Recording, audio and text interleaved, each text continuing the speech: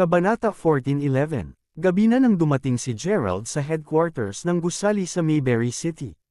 Sa panahong iyon, mayroong dalawang representante ng pangkalahatang mga tagapamahala sa lugar na pang-ekonomiya. Si Zack ay isa sa kanila at ang isa ay isang tao na may pangalang Winston Zaito, na karaniwang kilala bilang tagapangulo Zaito. Alam ni Gerald ng totoo na ang parehong kalalakihan ay palaging tapat sa pamilya Crawford, at lalo na ito ang kaso para kay Zack. Kahit na, dahil nabanggit ni Peter na may posibilidad na ang duo ay maaaring kasangkot sa ilang mga bagay din, alam ni Gerald na kailangan niyang personal na siyasatin ang mga ito maaga o huli. Paumanhin, Ginoo, ngunit kapwa ang chairman nina Zaito at Chairman Lyle ay wala ngayong gabi. Maghihintay ka hanggang umaga kung nais mo pa ring makilala sila. Gayunpaman, mangyaring tandaan na kahit na nais mong makilala sila noon, hindi sila mga tao na maaari mo lamang hilingin na makipagtagpo lamang dahil nais mo.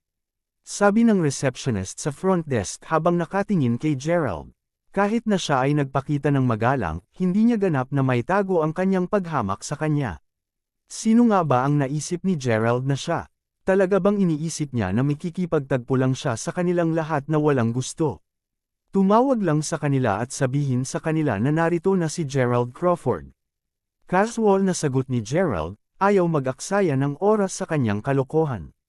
Ano, inangkin mo lang na ikaw si G. Gerald Crawford. Bulalas ng lahat ng mga resepsyonista na nakaupo sa front desk nang agad silang tumayo at tumitig kay Gerald na may pagtataka. Tingnan mo, laktawan lang natin ang lahat ng ito at tumawag na lang sa telepono, malamig na tugon ni Gerald. Napakahusay, G. Crawford. Tatawagan namin kaagad ang dalawa. Tuldok. Sa iyong mga pangarap, kinutya ang resepsyonista mula kanina, ang kanyang titig na puno ng panlilibak ngayon habang nakatingin kay Gerald. Pinapanood habang nakasimangot siya sa kanya, pagkatapos ay tumanggap ang resepsyonista, ano? Kinuha mo ba kaming lahat bilang mga tanga?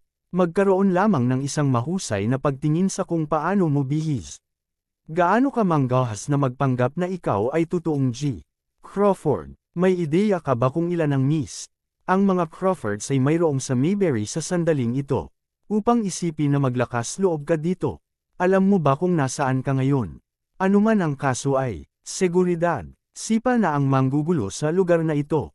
Panipi, habang itinapon niya ang ballpen na hawak niya sa lupa, ilang mga bantay, na napost sa malapit, ang mabilis na nagmarcha, handa ng kumilos.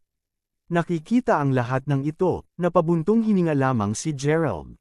Kaya't maging, dahil sina Zack at Winston ay kasalukuyang wala pa rin, maaaring bumalik din siya bukas ng umaga. Hindi tulad ng hindi galit si Gerald sa kasalukuyan, lubos na salungat, sa katunayan. Habang ang sinumang manggahas na masaktan siya ay tiyak na walang magandang wakas, ang mga taong ito ay kanyang sariling empleyado. Ano pa, walang tunay na point sa pagpaparusa sa kanila dahil sa kanilang kabastusan. Kahit na napakadali ni Gerald na napatunayan na siya ang tunay na pakikitungo, pinapayagan siyang kumilos ng lahat ng bongga sa harap nila pagkatapos nito, nadama lang niya na walang dahilan para gawin niya iyon. Ano pa, si Gerald ay kasalukuyang nakaramdam ng labis na pagkabalisa at pagkabalisa, kaya't hindi talaga siya mapakali tungkol sa pagpapatunay ng anuman sa kanila. Mabuti, kung gayon. Babalik ako sa umaga upang makilala sila, kung gayon. Sagot ni Gerald habang umiling, isang malaswang ngiti sa labi. Pinapanood habang isinusuksok ang isang kamay sa kanyang bulsa bago umalis. Nakita ng mga gwardya ang kanilang mga mata bago tumawa ng mapanghamak. Sino nga ba ang batang iyon? To think that he would speak so imposingly kahit na bihis siya bihis. Haha, panipi. Dapat nakatakas siya mula sa ilang ospital sa pag-iisip. Tiyak na para siyang tanga. Siguraduhin na magbantay kayo para sa kanya kung maglakas loob siyang bumalik bukas. Hindi namin dapat pahintulutan si Chairman Lyle at Chairman Zaito na masagasaan siya, kung hindi man lahat tayo ay tinanggal ng sigurado, lalo na't ang pangkalahatang pagpupulong ng kumpanya ay gaganapin bukas. Sa nasabing iyon, ang lahat ay dapat naganap na pumunta. Paalalahanan ang tagatanggap mula sa dati habang nakatingin sa mga bantay. Huwag kang mag-alala, kung talagang maglakas loob siyang magpakita bukas, tuturuan lang natin siya ng isang aral na hindi niya makakalimutan. Panatag sa mga bantay. Samantala, nagsisimula ng magtungo si Gerald sa Wayfair Mountain Entertainment nang dumaan siya sa isang pangkat ng mga kabataang lalaki at kababaihan. Pinapanood habang nilalakad niya sila, ang isa sa mga mag-agarang bihis na batang babae, mula sa loob ng pangkat na iyon, ay nasulyapan siya at agad na natapos sa pagyayelo.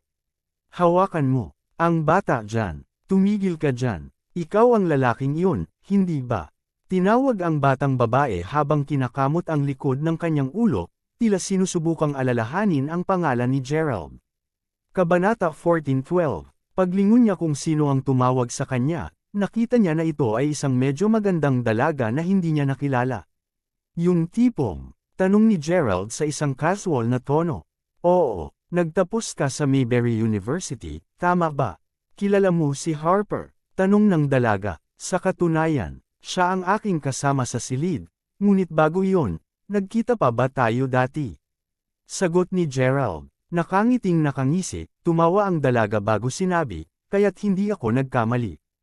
Ikaw talaga, hindi nakakagulat na pamilyar ka. Panipi, sino siya, Weston? Tinanong ang iba pang mga batang babae mula sa grupo na bawat isa ay nagdadala ng kanilang sariling handbag habang nagtataka silang nagsimulang eye-scan si Gerald mula ulo hanggang paa, tumawid ang mga braso. Habang siya ay mukhang gwapo, sa paghusga mula sa kanyang mga damit lamang, marahil ay hindi siya kahit saan malapit sa pagiging mayaman. Naisip ang mga batang babae sa kanilang sarili. Oh, siya lang ang kasama sa kwarto ng isa kong mga kaibigan sa bayan. Natatandaan ko siya ng malinaw dahil siya ay handa na gawin ang anumang bagay upang makakuha ng kaunting pera. Madalas na matagpuan niya ang paglilinis ng basurahan sa aming paaralan at kahit na ang pagpapatakbo ng mga gawain para sa iba. Ganun lang siya kamahirap. Sagot ni Weston habang ipinakilala sa kanya ang natitirang mga batang babae. Hindi naman lahat yan wala sa karaniwan, talaga. Ang bawat paaralan ay may ganoong tao, at kung ikaw ay sapat na matalim, malalaman mo na ang isang taong tulad nito ay tiyak na umiiral sa bawat iba pang yugto ng iyong buhay, mula sa elementarya hanggang unibersidad. Tulad ng sinabi nila, ang mga natitirang tao ay palaging magiging mahusay, at ang mga nakatira sa mahirap na buhay ay laging mananatiling malungkot. Sinabi ng isang magandang lalaki na nagbigay ng branded na sports attire, na nakatayo sa tabi ni Weston sa buong panahong ito, na wala sa asol. Hahaha, tunay na ikaw ay isang natural sa pagsasalita, alam mo yan, Micah. Halos anumang bagay na lumalabas sa iyong bibig ay parang pilosopiko. Nakakatuwa, talaga, hindi nakakagulat na interesado si Weston sa iyo. Sinabi ng isa sa mga miyembro ng pangkat, na hinimok ang natitirang mga batang lalaki at babae na tumawa ng malakas. Hindi alintana, ano ang ginagawa mo ngayon? Gayun din, narinig ko na ang maayos na ginagawa ng Harper sa mga araw na ito. Nagmamay-ari siya ng sarili niyang kumpanya na nakalista sa publiko ngayon, di ba? Pareho pa kayong nakikipag-ugnay. Sa nakikita ko, halos parang hindi ka hinahanap ni Harper. Tak ang tanong ni Weston. Upang maging ganap na matapat, si Weston ay humihiling sa paligid ng impormasyon sa pakikipag-ugnay ni Harper ng medyo matagal na ngayon. Ito ang nag-iisang dahilan kung bakit siya tumawag kay Gerald sa una. Dahil pareho silang nagmula sa iisang bayan, hindi sorpresa na siya ay kamag-aral ng high school ni Harper. Dahil si Harper ay medyo sikat noong high school, si Weston ang pinakagusto sa kanya noon. Gayunpaman, sa pagpasok sa unibersidad, siya ay naging isang halimbawa ng aklat sa isang pangit na photo na naging isang puting sisni. Dahil dito, ang kanyang panlasa at kung ano ang hinahanap niya sa isang lalaki ay lumago ng iba kumpara sa kung paano ito bumalik noong kanyang high school days. Ang mga dating mukhang natitirang at cool noong high school ay parang nakakainip na nobodies sa pagpasok sa unibersidad. Sa katunayan, marami sa kanila ay natapos ring magbago ng higit pa sa pagpasok sa lipunan, at hindi sa mabuting paraan, kahit na kay Weston. Sa kanya, napunta lamang sila sa labis na ordinaryong tao. Tungkol kay Weston, ang kanyang sariling pag-uugali at pag-uugali kay Harper ay lalong lumaki sa bawat pagdaan ng yugto. Mahalaga, nagpunta siya mula sa paggusto sa Harper, hanggang sa hindi pansinin si Harper, at kalaunan, hinamak siya. Sa katunayan, hindi man lang siya nag-abala sa pakikipag-usap sa kanya sa buong lumipas na taon sa unibersidad. Sa pag-iisip na ang Harper ay magtatapos lamang sa pagiging isang manggagawa sa opisina sa sandaling siya ay pumasok sa lipunan, natapos din niya ang pagtanggal ng kanyang impormasyon sa pakikipag-ugnay. Hindi niya alam na siya ay sa wakas ay magiging chairman ng isang pampublikong nakalistang kumpanya. Mula sa araw na nalaman niya ang tungkol doon, palagi niyang pinagsisisihan ang pagtanggal ng numero ng kanyang telepono, at patuloy na sinusubukan niyang muling kilalanin ito mula noon. Ngayon na si Gerald ay nasa harapan niya, hindi niya maiwasang magtaka kung ang kanyang pagkabunggo sa dating kasama ni Harper ngayon ay nakakatawang sagot ng Diyos sa kanyang mga pakiusap. Totoong dapat itong regalo ng Diyos sa akin. Habang totoo na sumailalim ako ng diborsyo ng isang beses at kahit na nakahanap ako ng isang bagong kasintahan, ang mga spark ay maaari pa ring lumipad kung makikipag-ugnay ako kay Harper ngayon. Hey! Lahat ng mga batang babae, lalo na ang mga magagandang tulad ko, ay laging kailangang mag-ingat para maibalik ang mga ekstranggulong, kung tutuusin. Napaisip si Westland sa sarili. Mismong si Gerald mismo ang kaagad na nagsabi kung ano ang sinusubukang puntahan ni Westland, kaya't simpleng sagot niya, matagal na kaming hindi nakikipag-ugnay sa bawat isa. Habang mayroon akong kanyang impormasyon sa WhatsApp sa aking telepono, sa palagay ko nawala na ako. Panipi, ikaw, ano, wala ka namang cellphone sa iyo? Nakatira ka ba sa ilang kagubatan o kung ano? Sino sa palagay mo ay sinusubukan mong magbuli? Tanong ni Westland, ang kanyang mga mata ngayon ay ganap na nanlaki. Ako ay nagsasabi ng totoo. Kahit na mayroon ako ng aking lumang telepono sa akin ngayon, malamang na binago niya ang kanyang numero sa oras na ito, hindi. Sagot ni Gerald. Mula sa naalala ni Gerald, sinabi niya kay Zack na gumawa ng ilang kaayusan para kay Harper, at batay sa sinabi ni Westland, tila binigyan siya ng isang kumpanya ni Zack. Alam ang Zack, ipinalagay ni Gerald na ang Harper ay bibigyan ng isang kumpanya na may halaga sa merkado ng ilang bilyong dolyar. Habang hindi eksakto masyadong mahalaga hindi bababa kay Gerald ang pag-iisip ang binibilang. Anuman ang kaso, ang mga salita ni Gerald na agad na nagbago sa pagtingin sa kanya ni Westland. Kung sa bagay, nilinaw niya na wala na siyang magamit sa kanya ngayon. Nakita ko. Dapat ko na napagtanto na Harper ay hindi kahit naabala sa isang tao bilang hanggal tulad mo. Ibig kong sabihin tingnan mo lang ang estado na naruroon ka. Basurahan. Isang kumpletong pag-aaksaya ng aking oras at pagsisikap. Sumpa ni Westland. Kabanata 14:13. Sumulyap sa kanya, pagkatapos ay nagtungo siya sa Wayfair Mountain Entertainment. Hindi talaga siya mapakali sa ganoong babae. Naturally, hindi siya pupunta doon upang matulog o dumalo sa mga usapin sa tirahan. Paimpol siyang nagtungo doon dahil alam niya na alam ng mga tao roon siya. Kasunod nito, maaari niyang sabihin sa kanila na tawagan si Zack sa kanyang ngalan. Sa pinakamaliit, nais niyang malaman ni Zack na narito siya. Sa kabutihang palad, naging maayos ang mga bagay sa oras na ito, at si Zack, nang malaman na si Gerald ang nasa kabilang dulo ng linya agad na sumigaw sa isang tinig na may paggalang, kababaanglog, at kaguluhan, mabuti ka lang, G. Crawford. Napakagandang balita iyan. Panipi, ako nga, nais kong marinig ang iyong paliwanag patungkol sa ilang mga bagay, kaya't hihintayin ko ang iyong pagbabalik, casual na sagot ni Gerald. Palagay, G. Crawford. Babalik ako kaagad sa instant na ito upang personal na iulat ang bagay sa iyo. Walang sinabi ni Zack na walang pag-aalinlangan. Sa sinabi ni Zack, tila wasto ang pagbawas ni Peter, na ang bagay na ito ay hindi sinasadya. Maaaring sabihin ni Gerald na tila may alam si Zack tungkol sa lahat ng ito. Hindi talaga masabi ni Gerald kung bakit, ngunit alam niya sa katotohanang mukhang nagmamadali kanina si Zack. Pagkatapos ng lahat, ang kanyang tono ay medyo nabulabog habang tumatawag. Kung ano man ang kaso, hindi na siya kailangan pang tanungin ng sobra sa ngayon. Hihintayin lang niya na bumalik si Zack bukas upang pakinggan ang kanyang paliwanag. Hindi nagtagal bago ang susunod na araw at walang kinalaman habang hinihintay si Zack, nagpa siya si Gerald na mamasyal sa paligid ng villa sa loob ng Wayfair Mountain Entertainment. Habang naglalakad, sinimulan niyang alalahanin ang unang pagkakataon na siya ay dumating sa villa. Noon, nalaman lamang niya na ang kanyang totoong pagkakakilanlan ay si G. Crawford hindi pa masyadong matagal, at dapat niyang aminin na ginawa niyang maloko ang kanyang sarili sa oras na iyon.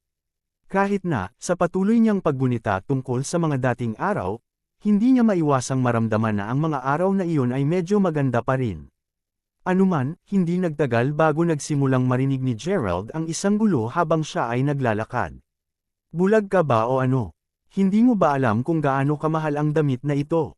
Panipi, pasensya ka na. Hindi ko naman ito sinasadya. Mangyaring, humihingi ako ng pasensya. Panipi, ang impyerno ay kahit na mali sa Wayfair Mountain Entertainment. Nagtatrabaho ba sila kahit saan sa lugar na ito? Kahit na ikaw ay isang tagapagsilbi lamang, maaari silang kumuha ng hindi bababa sa isang tao na may kakayahang makakita. Paano ganap na nakakabigo? Anuman, ano ang gagawin mo tungkol dito? Galit na babae habang hinahawakan ang kwelyo ng waitress gamit ang isang kamay habang sinusukbit ang noo sa isa pa. Sa pagtingin sa bubo na champagne sa lupa, hinulaan ni Gerald, na hindi nakakakuha ng maayos na pagtingin sa galit na babae, na ang babaeng tagapagsilbi ay dapat na nakabunggo sa babae at nagbuhos ng champagne sa kanyang damit. Kahit na ganoon, hindi niya sineryoso ang sitwasyon. Pagkatapos ng lahat, ang gayong mga hidwaan ay likas sa isang lugar na ginawang libangan. Bukod, nagtitiwala si Gerald na magagawang hawakan ng staff ang sitwasyon ng maayos. Gayunpaman, sa paglalakad na dumaan sa kanila, nilinga ni Gerald ang mukha ng galit na babae. At agad na nagulat, tulad ng inaasahan, ang babaeng agresibo ay walang iba kundi si Westland, at ang pangkat ng mga taong sumusuporta sa kanya, syempre, ang kanyang mga kaibigan mula noong nakaraang araw. Paano tunay na nagkataon? Gayunpaman, mas nagulat siya sa katotohanang nakilala niya ang waitress na si Westland na inaagaw. Kaklase niya iyon, Layla Hack. Ang kanyang mga eyelids ngayon ay kumikislat ng bahagya. Naalala niya kung paano pareho silang nagtrabaho ng voluntaryong nagtatrabaho dahil ang duo ay mahirap na mag-aaral sa panahong iyon. Naalala rin niya na habang ang kalagayan ng kanyang pamilya ay hindi ganun kahusay, ang kanyang pagkatao ay kasing tigas ng mga kuko at palagi siyang nakakuha ng magagandang marka. Siya ay nagkaroon ng isang magandang relasyon sa kanya din. Upang isipin na siya ay mabangga dito sa ilalim ng ganoong mga pangyayari. Patuloy na nakatitig saglit kay Layla, pagkatapos ay nagsimula na siyang maglakad papunta sa grupo. Mula sa sobrang galit ni Gerald, napagpasyahan niya na marahil ito ang kauna-unahang pagkakataon ni Westland na nagsusuot ng napakagandang damit. Sa pag-iisip na iyon, hindi nakapagtataka kung bakit pakiramdam niya ay napahiya lang siya ng malalim. Kahit na, nagsisimula na siyang lumayo ng kaunti. Pagkatapos ng lahat, habang sa una ay simpleng paghawak niya sa kwelyo ni Layla, ang babaeng puno ng galit ay kinilig din ngayon. Nagawa ni Gerald na hilahin si Layla palayo sa baliw na babae na saktong panahon para iwasan niya ang isang mahigpit na sampal mula sa kanya. Nakita ng pangalawang Westland na naruroon si Gerald, agad siyang sumigaw, "Ikaw na naman." Paglingon kay Westland, napagtanto ni Gerald na kahit na ang karamihan sa kanyang mga kaibigan ay parehong tao mula kahapon, mayroong isang bagong batang lalaki na nasa isang klase. Sa pamamagitan ng isang kamay sa kanyang bulsa, ang bagong mukha ay simpleng tumingin sa tanawin sa harap niya habang siya ay uminas. Malapit nang matapos, magpakasaya at huwag magdulot ng anumang kaguluhan. Panipi, Kabanata 14:14. Naturally, hindi naramdaman ni Gerald ang pangangailangan na bigyan ng ganitong pangkat ng mga tao ng anumang mukha. Kung sabagay, hindi man siya pamilyar sa alinman sa mga ito. Si Layla mismo ngayon ay nakakaramdam ng labis na pagtataka. Natagpuan ito ng mas mahirap at mahirap huminga sa pamamagitan ng pangalawa, sa huli ay nagawa niyang sumigaw. Gerald. Habang hindi siya personal na nakikipagtagpo sa kanya sa pinakamahabang panahon, narinig niya na siya ay isang napakalakas na tao ngayon. Sa kanya pagkakaroon ng isang mataas na posisyon sa lipunan, paano siya maglakas loob na angkinan na siya ay dati ay may relasyon sa kanya. Ito ay dahil doon, na ang batang babae na mahirap ay nagulat na walang imak sa unang ilang segundo na pansin niya na naruroon si Gerald. Habang hindi man lang naglakas loob si Layla na magsabi ng isa pang salita ngayon, si Westland, sa kabilang banda, ngayon ay pantay na nagulat din habang siya ay baliw.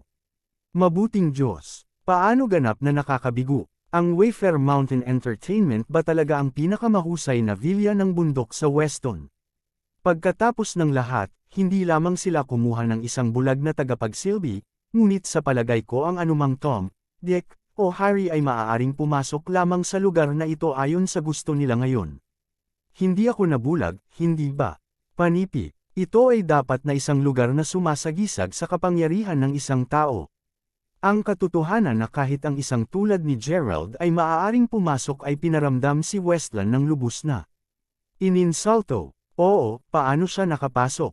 Tinanong ang iba pang mga batang babae sa pangkat na lahat ay parehas ng iniisip. Jerome, maaari mo bang ipagbigay alam sa pinuno ng lugar na ito upang mapalayas niya ang bukol na ito mula dito? Tanong ni Westland. Walang problema. Ang isang solong salita sa boss ay magiging sapat upang maitaboy ang pagtingin dito, Westland. Kinutya ang bespectacled na lalaki mula kanina habang pinangangisda niya ang kanyang cellphone ng may tango. Habang si Jerome ay nasa tawag pa lamang, tumawa si Gerald bago ngumiti ng mapait habang sinabi niya, sinusubukan mo talaga akong palayasin sa lugar na ito. Mali ang narinig ko, Panipi, ikaw, maghintay ka lang, basurahan ka. Umungal ang mabisyo na Westland. Noon, natapos na ni Jerome ang tawag, at ngayon ay nakatitig siya ng walang magawa sa kapwa Gerald at Westland. Gerald, natapos ko lang ang pagbaba ng tray ko dahil nabunggo nila ako kanina. Nauutol na takot ni Leila habang agad niyang sinubukang ipaliwanag sa kanya ang sitwasyon, umaasang hindi mawalan ng trabaho. Ay, okay lang. Hindi ka sana nagkaroon ng anumang kaguluhan sa una, kahit na nawasak mo ang mga tray sa kanilang mga mukha. Nakangiting sagot ni Gerald, Panipi tuldok. Ikaw, gaano ka manggahas? Nabaliw ka na ba? Naisip mo lang ba talaga na patulan ako? Umungal ang nakakagalit na baliw na si Westland. Ilang segundo pa ang lumipas nang makita ang isang nasa katanghaliang lalaki, na nasa edad na 40, na tumatakbo patungo sa pangkat. Sa oras na nakatayo siya sa harap nila, pawis na pawis ang kanyang buong katawan at medyo humihingal na siya. Kahit na ganun, mabilis niyang hininga bago gumalang na sumigaw. Mr. Crawford, Panipi, dahil hindi pa nakilala ni Gerald ang taong ito dati, simpleng ipinapalagay niya na bago siya sa villa. Bagaman hindi niya talaga alam kung ano ang posisyon na hawakan ng nasa katanghaliang lalaki, simpleng isinuksok ni Gerald ang kanyang mga kamay sa kanyang bulsa bago sinabi, hindi namin tinatanggap ang mga taong katulad nila dito. Palayasin mo sila, mangyaring. Panipi, nang marinig iyon, agad na natigilan si Westland at ang iba pa. Nagbibigay ba talaga siya ng mga utos sa punong ehekutibong opisyal dito? Hindi ito maaaring, di ba? Sa pamamagitan ng Diyos, sumulyap ng isang maikling sandali kay Gerald, hindi pinansin ng nasa katanghaliang lalaki ang kanyang sinabi bago lumingon kay Jerome at magalang na kinamayan habang sinasabing, hindi mo ba sinabi na sa hapon ka lang darating, Mr. Crawford? Panipi, ang aking mga kaibigan ay lahat ng kaunti lamang, iyon lang. Bukod, paano natin makatapos sa paglalakad sa paligid ng Wayfair Mountain Entertainment kung magsisimula tayo sa tanghali?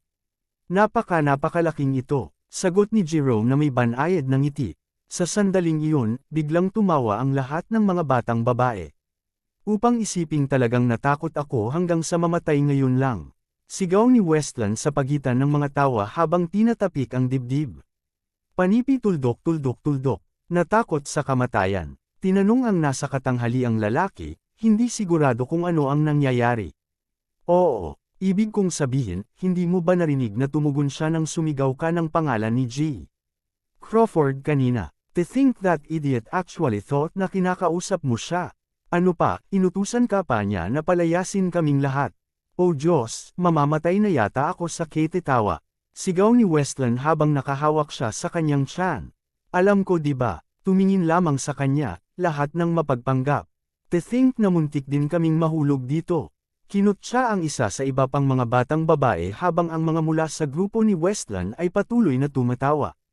Panipi tuldok. Sa katunayan, at dito ako nagtataka kung sino ang batang ito. Nakagagambala sa akin habang binabati ko. Si G. Crawford. Ang ugat. Sigaw ni G. Zele ng malamig. Kabanata 14:15. Ang aking kaibigan dito ay hindi nais na makita ang taong ito, G. Zele. Maaari ba kitang troublemayan upang palayasin siya sa lugar na ito? Kung mas matagal siyang manatili dito, mas mabababa ang pamantayan at kalidad ng villa na ito. Sabi ni Jerome, ang kanyang banayad ng ngiti sa labi pa rin. Hindi isang problema, G.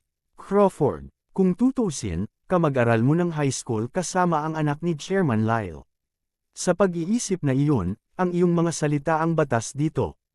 Patawarin mo ako habang sinisipa ko ang batang ito palabas sa lugar na ito. Tumugon kay G. Zille, isang matagumpay na ngiti sa kanyang mukha. Paglingon at tiningnan si Gerald, pagkatapos ay uminas siya, ngayon sila.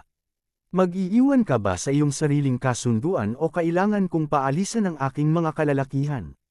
Pinapanood habang si Westland at ang iba pa ay smugly na naka-cross arm habang pinapanood. Paimpol na sagot ni Gerald, ako. Mawala, G. Zille, di ba? Kara-rating mo lang sa Mayberry City hindi pa masyadong matagal, tama? Panipi. Panipi tuldok. Ano ang punto mo? Tanong ni G. Zille habang pinipikit ang mga mata. Tatanungin kita, alam mo ba kung sino ang may-ari ng Wayfair Mountain Entertainment? Tanong ni Gerald. Sino ang hindi makakaalam? Si Chairman Zach Lyle naman, syempre.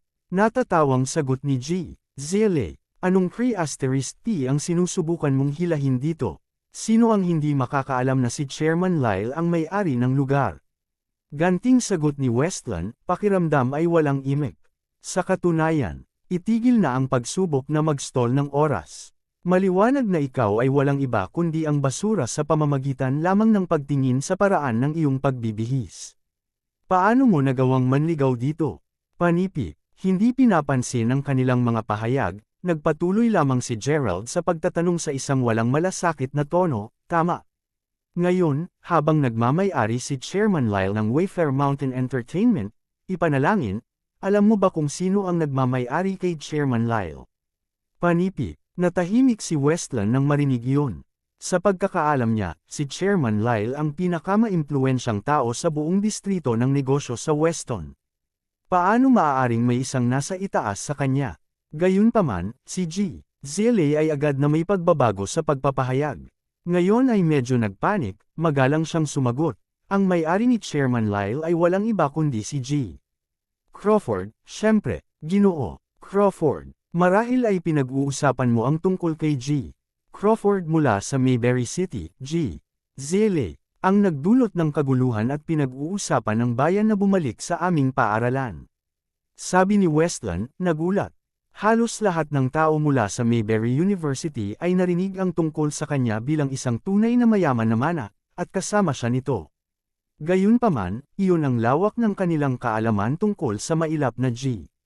Crawford, mahalaga, iilan lamang sa mga tao ang nakakaalam kung sino talaga si G. Crawford, sa pag-iisip na iyon, lubos na naiintindihan kung bakit nagulat si Westland nang marinig niya na si G. Crawford ay talagang Panginoon ng prestihiyoso at maimpluwensyang tagapangulo na si Lyle. Narinig ko rin ang tungkol sa kanya dati, Westland. Mula sa kung ano ang alam ko, siya ay dapat na maging sobrang gwapo, sa punto kung saan ang mga kababaihan ay laging nahuhumaling sa kanya sa pangalawang nakikita nila siya. Dagdag ng mga kaibigan ni Westland habang papalitan silang nagtatakip ng kanilang mga bibig sa pagtataka. Well, I'll be the asterisk man. Upang isipin na si G. Crawford ay talagang Panginoon ni Chairman Lyle sa buong panahong ito. Bulalas ni Westland. Sa katunayan, tunay na siya ay isang misteryosong tao.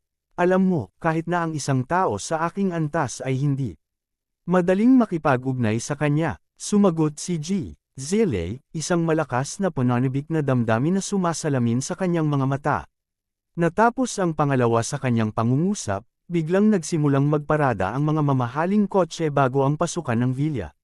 Dahil si Westland at ang iba pa ay hindi masyadong nakatayo mula sa pasukan, nasaksihan nila ang lahat ng malinaw. Aking Diyos! Kotse yan ni Chairman Lyle. Bumalik na si Chairman Lyle at ang iba pa. Sigaw ni G. Zille, ang noo niya ngayon ay nabasa ng pawis. Ang kotse niya talaga. Nagkaroon lamang ako ng pagkakataong makilala si Tio Lyle minsan nang nag-aaral pa ako sa kanya. Siguro kung naaalala pa niya ako. Kahit na hindi niya, pupuntahan ko pa rin siya na batiin siya. Sabi ni Jerome nang mabilis niyang ituwid ang kanyang suit bago humakbang patungo sa pasukan. Nang makita iyon, si Westland at ang iba pa ay mabilis na sumunod sa likuran niya. Pagkatapos ng lahat, ito ay isang bihirang sitwasyon kung saan makakamit nila ang isang napakalakas at maimpluwensyang taong malapit.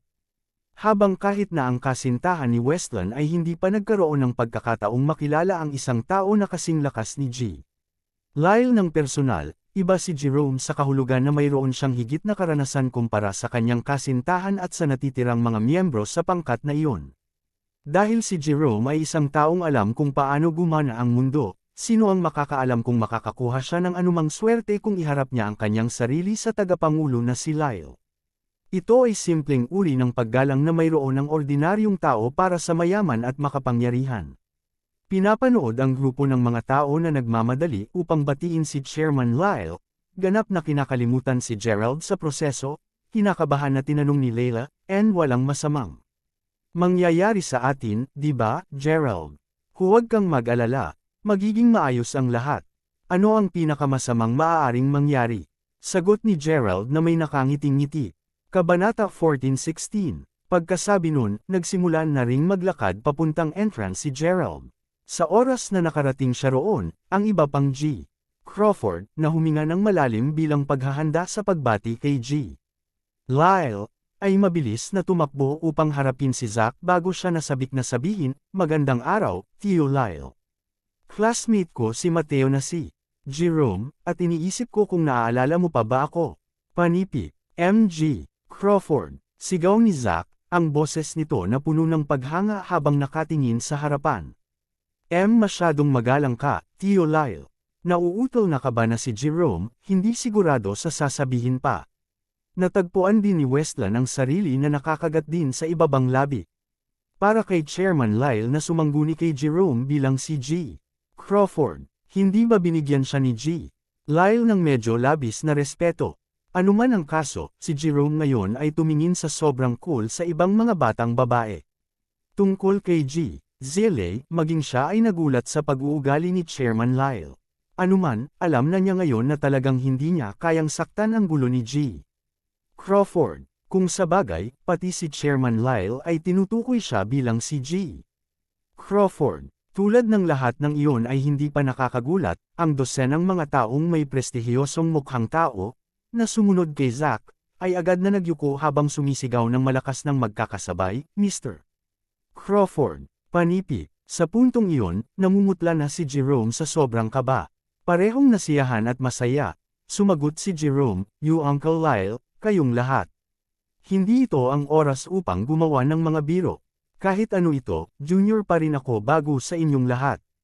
Panipi, tama iyan. Habang totoo na si Jerome ay isang mahusay na binata, tandaan na lahat kayo ay may mataas na katayuan at pagkakakilanlan, Tagapangulo Lyle. Ang paggamot sa kanya sa ganitong paraan ay magpapalalo sa kanya. Idinagdag ni Westland na sa wakas ay nakapagpatawag ng lakas ng loob na makagambala sa usapan.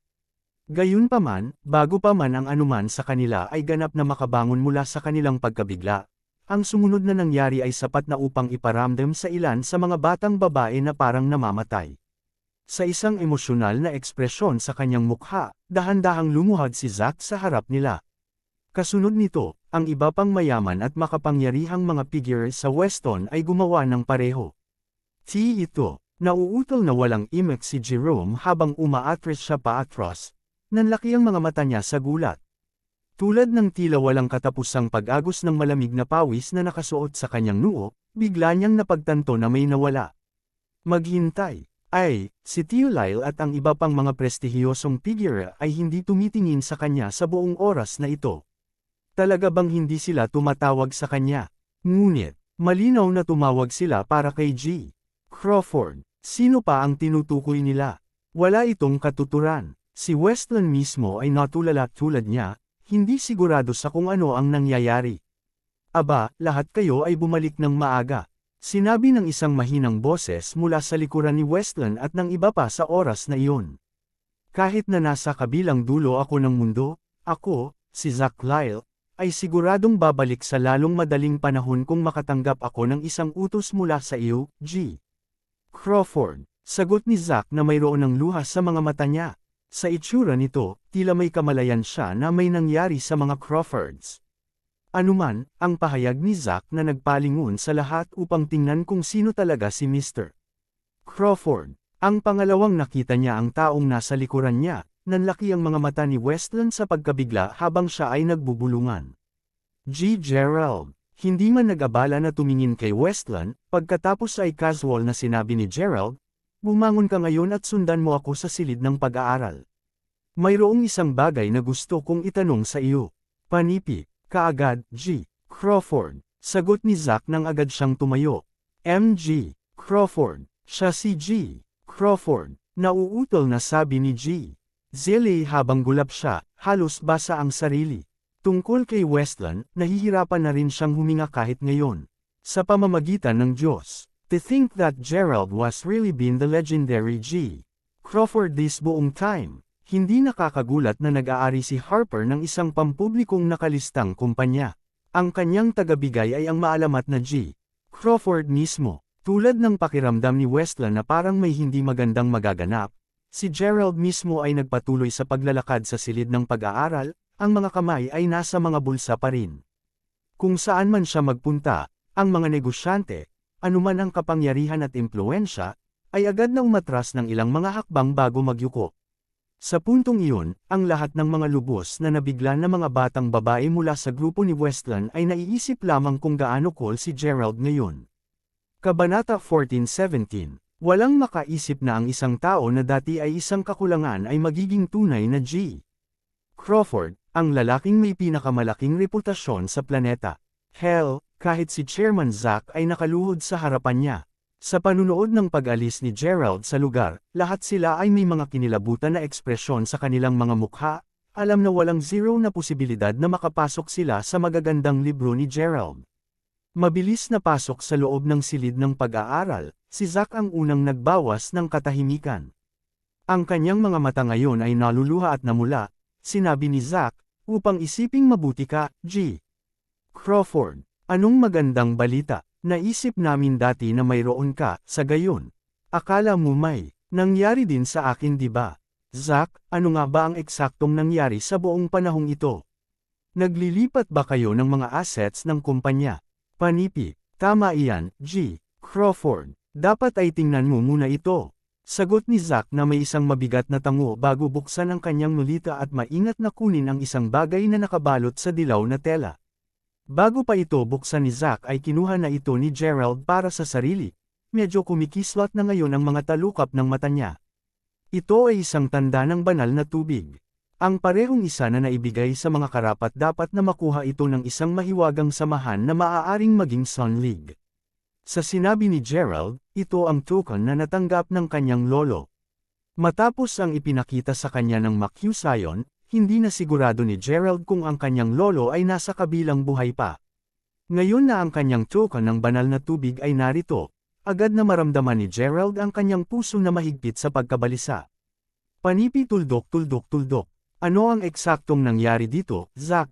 Tanong ni Gerald. Ipapaliwanag ko ngayon ang lahat ng detalyado, G.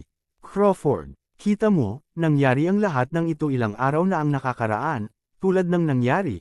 Si Chairman Bea Yaleman, ang chairman ng Weston Economic Area, ay biglang nakatanggap ng utos mula sa pamilyang Crawford na magtungo sa North Bay. Dahil dito, ang kanyang trabaho ay pansamantalang ipinasa kay Zack at Winston. Bagaman nagpatuloy ang negosyo tulad ng dati ng ilang sandali, makalipas ang ilang araw, biglang nakatanggap ng tawag sa telepono si Zack.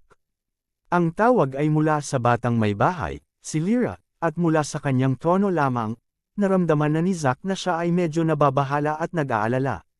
Anuman, pagkatapos bigyan siya ng ilang mga tagubilin, agad siyang tumambay ng hindi man lang nag-abala na ipaliwanag ang anuman. Ayon sa kanya, isang malaking bagay ang magaganap sa pamilyang Crawford. Kasunod nito, agad niyang sinabi kay Zack na gamitin ang kanyang pangalan upang ilipat ang lahat ng mga assets ng Crawford sa kanyang pangalan. Sinabi din niya kay Zack na magsimulang magtrabaho sa lahat ng iba pang mga pang-ekonomiyang lugar sa buong mundo. Tandaan, dapat kang kumilos ng mabilis. Binigyang diin ang batang mistress bago tuluyang tumambay. Habang si Zack ay walang alinlangan na nalito, hindi siya naglakas-loob na antalahin ang proseso ng paglilipat dahil si Lyra ay talagang nababagabag noong binigyan siya nito ng utos. Ang alam lang niya ay may seryosong nangyari. Anuman ang kaso, agad siyang nagtatrabaho. Sa pinakamaliit, ang pagtatrabaho ay makakatulong sa kanya na maiisip ang mga bagay. Nasa paligid din yun nung unang nalaman ni Wes na pareho silang lihim na nagpaplano sa paglipat ng mga assets. Anuman, hindi nagtagal nang makatanggap si Zack ng isang text message mula sa batang may bahay. Zack, ang pamilya Crawford ay tapos na, at mamamatay ako sa anumang segundo ngayon. Habang hindi ko alam kung maayos pa rin si Gerald, magpapadala ako sa iyo ng isang bagay at panatilihin mong ligtas ito. Mangyaring siguraduhing lihim na hanapin si Gerald pagkatapos nito, at sa sandaling gawin mo ito, ibigay ang item sa kanya. Ang lahat ng mga pahiwatig ay nasa loob. Kudlit, hindi alam kung paano tumugon pa doon, simpleng natulog si Zack nang mapagtanto niyang walang ibang mga mensahe ang darating.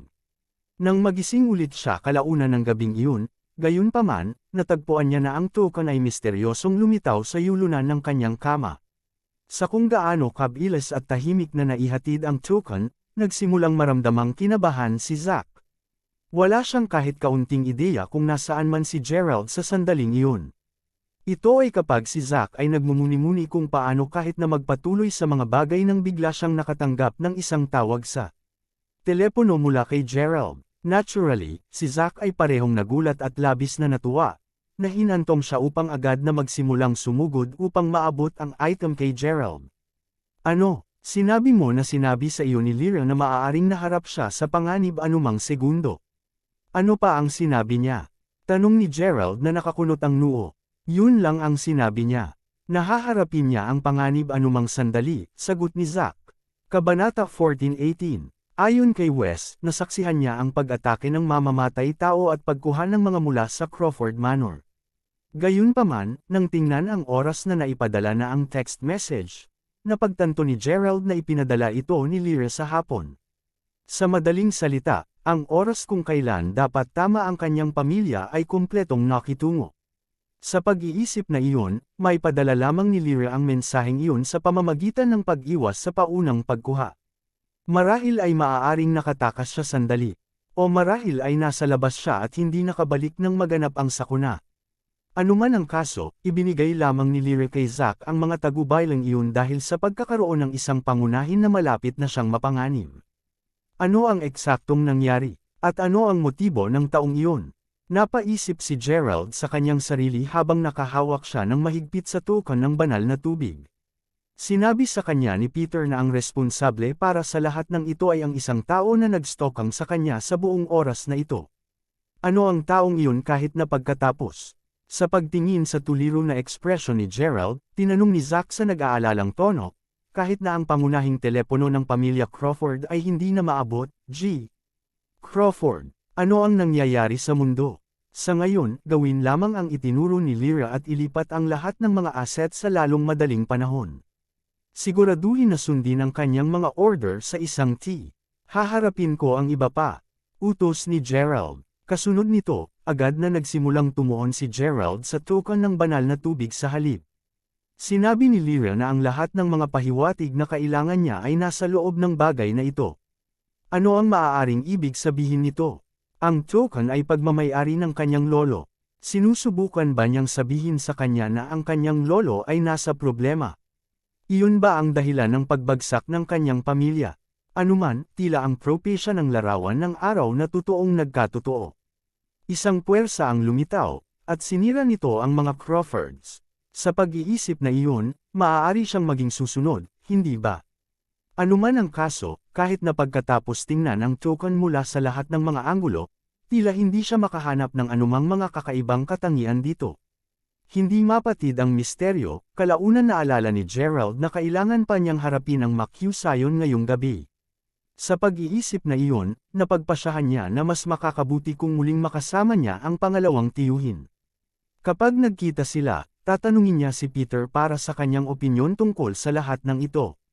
Ang kanyang isip ay bumuo, pagkatapos ay nagsimula siyang magbigay ng ilang higit pang mga tagubilin kay Zack. Nang maganap, si Layla, ang kanyang dating kaklase, ay hindi nakagawa ng maayos na pag-unlad sa lipunan pagkatapos ng kanyang pagtatapos. Marahil ay pinili niyang magtrabaho dito bilang isang waitress matapos mapagtanto na ang sweldo ng Wayfair Mountain Entertainment ay higit sa average, kahit papaano para sa isang waitress. Sa pag-iisip na iyon, tiniyak ni Gerald na sasabihin kay Zack na alagaan siya ng espesyal na pag-alaga bago tuluyang umalis sa villa. Hindi nagtagal bago muling nagkasama sina Gerald kina Zyla at Peter.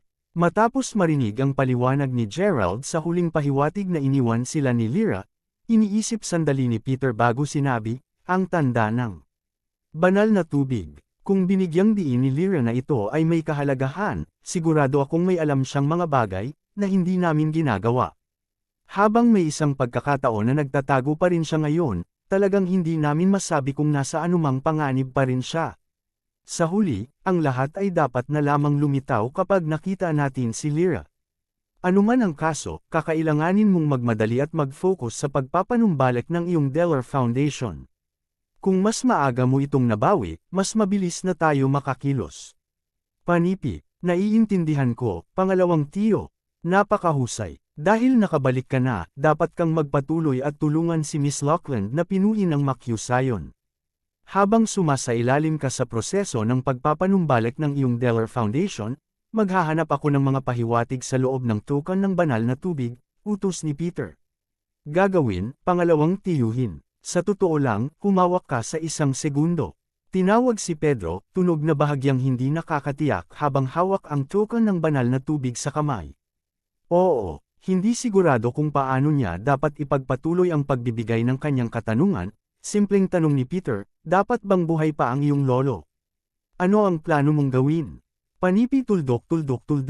Ibig kong sabihin, masayang masaya ako, syempre, tungkol sa kung ano ang gagawin ko, susubukan kong hanapin siya sa lalong madaling panahon. Dapat ba akong magtagumpay sa paghahanap sa kanya, ikaw, lolo, at may save kung magkasama ang pamilya Crawford? Sa anumang swerte, muling pagsasama-samahin natin ang pamilya. Sagot ni Gerald na may isang nakangiting ngiti sa labi. Sa palagay ko hindi mo nakukuha ang aking punto, Gerald. Ibig kong sabihin, kung ang lahat na sumali sa pangako ng banal na tubig ay patay na, hindi mo pa ba napag-isipan kung bakit ang iyong lolo, kung kabilang pa siya sa mga nabubuhay, ay hindi die? Tinanong si Peter pagkatapos ng isang maikling sandali. Ano ang eksaktong ibig mong sabihin sa iyan, pangalawang tiyuhin? Tanong ni Gerald, tuliro. Kabanata 14:19. Habang nasasabi na ni Gerald na may sinusubukang pahiwatig si Peter sa kanya, hindi niya makuha kung ano ito. Siyempre matutuwa siya kung buhay pa ang kanyang lolo. Mayroon bang pangangailangan na magtanong ng ganoong bagay? Ang katotohanan na ang token ng kanyang lolo ng banal na tubig ay biglang nagpakita dito ay lalo lamang niyang natiyak na may nangyari sa kanya. Kaugnay nito, lalo siyang umaasa ngayon na ang kanyang lolo ay kabilang pa rin sa mga nabubuhay. Ang lahat ng ito ay nagtaka kay Gerald kung ang kanyang stalker ay may kaugnayan sa pangako ng banal na tubig sa buong oras na ito. Mula sa ipinakita sa kanila ng makyusayon, maaaring ang misteryosong tao ay dumalo muna sa pangako ng banal na tubig bago pumatay sa iba pa roon. Kasunod nito, dapat ay nagtungo siya sa underground palace sa disyerto bago pinatay ang higanteng anaconda at inalis ang bangkay ni Linus. Sa tapos na, ang stalker pagkatapos ay nakipag-usap sa natitirang pamilya ni Gerald hindi masyadong mahaba bago siya, Zyla, at Peter ay dumating. Dahil hindi niya makita ang katawan ng kanyang lolo, si Gerald ay nagkaroon ng gat ng pakiramdam na hindi siya namatay, ngunit nahuli tulad ng natitirang pamilya. Hindi na kailangang sabihin, alam din ni Gerald para sa isang katotohanan na ang layunin ng pagtatapos ng stalker ay may kinalaman sa kanya. Mula sa pagsira ng mga espiritual na artifact bukod sa pagpatay sa napakalaking anaconda, ang misteryosong master na sumunod sa kanya ay tila labis na may kakayahan. Sa pag-iisip na iyon, iniisip ni Gerald ang tungkol sa mga posibilidad ng pakikitungo sa kanya sa buong paraan pabalik mula sa Mayberry. Wala iyon. Gayunpaman, hindi mo dapat iniisip ang lahat ng ito sa ngayon.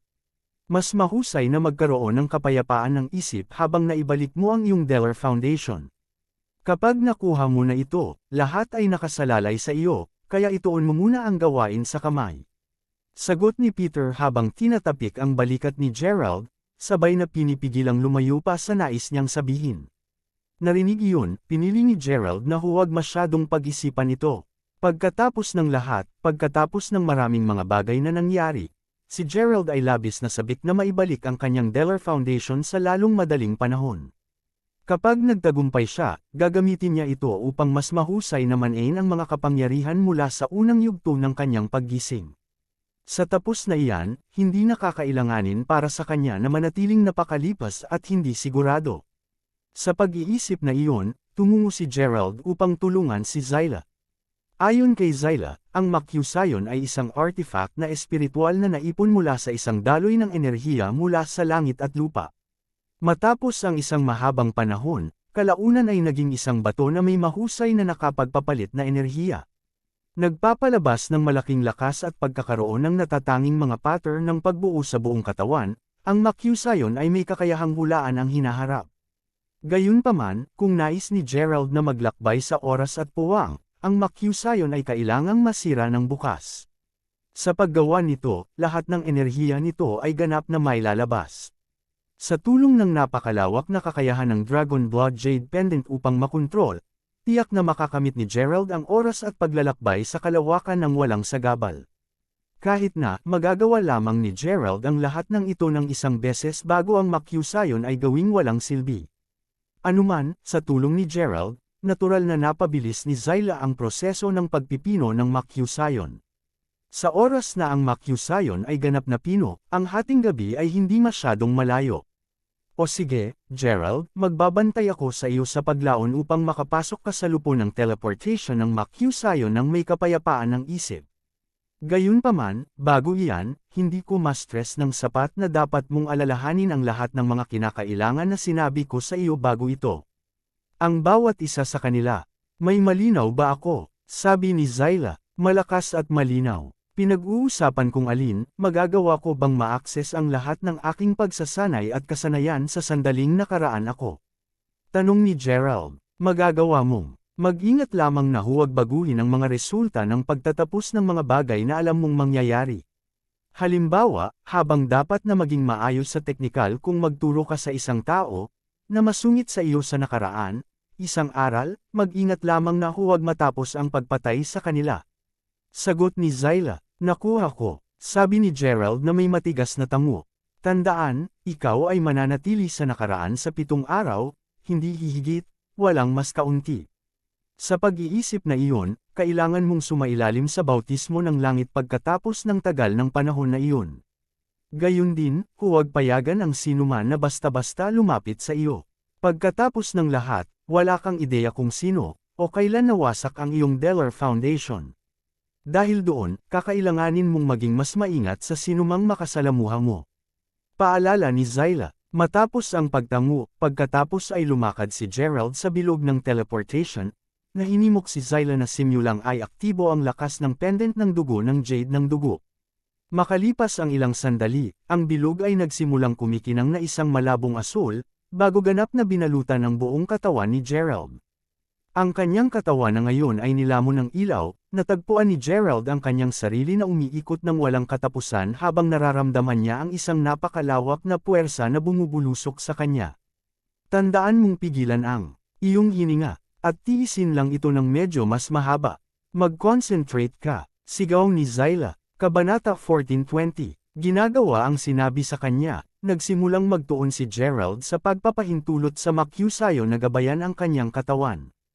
Mahalaga, upang gumana ang proseso, ang katawan ni Gerald ay kinailangan munang ganap na masira at sa sandaling makamit iyon, magsisimulang muli siyang muli ng Makyusayon. Sa pag-iisip na iyon, natural lamang para kay Gerald na magtiis ng isang malaking halaga ng sakit. Sa isang biglaang tunog ng paputok, ang gabi ay tila na bago sa araw habang ang isang biglaang bolt ng asul na ilaw ay bumaril paitaas, na tila pinunit ang kalangitan.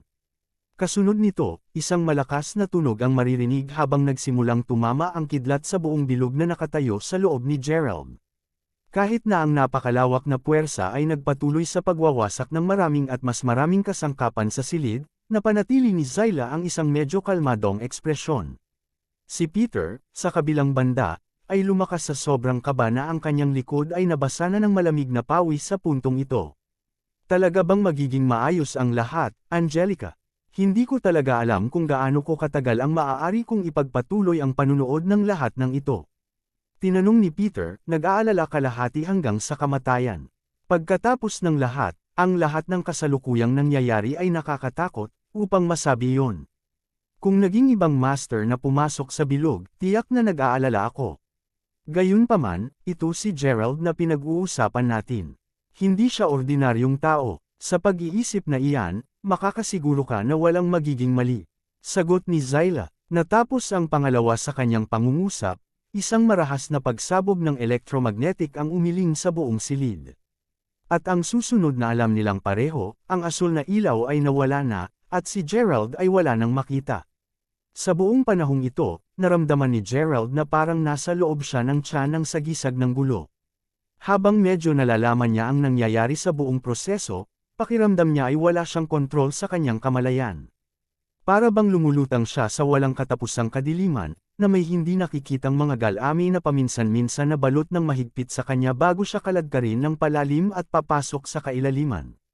Sa paglaon, nadama ni Gerald ang isang maliwanag na ilaw na nagniningning sa kanya, at ito ay sa oras na iyon nang mapagtantong niya na sa wakas ay nabawi niya ang kontrol sa kanyang kamalayan.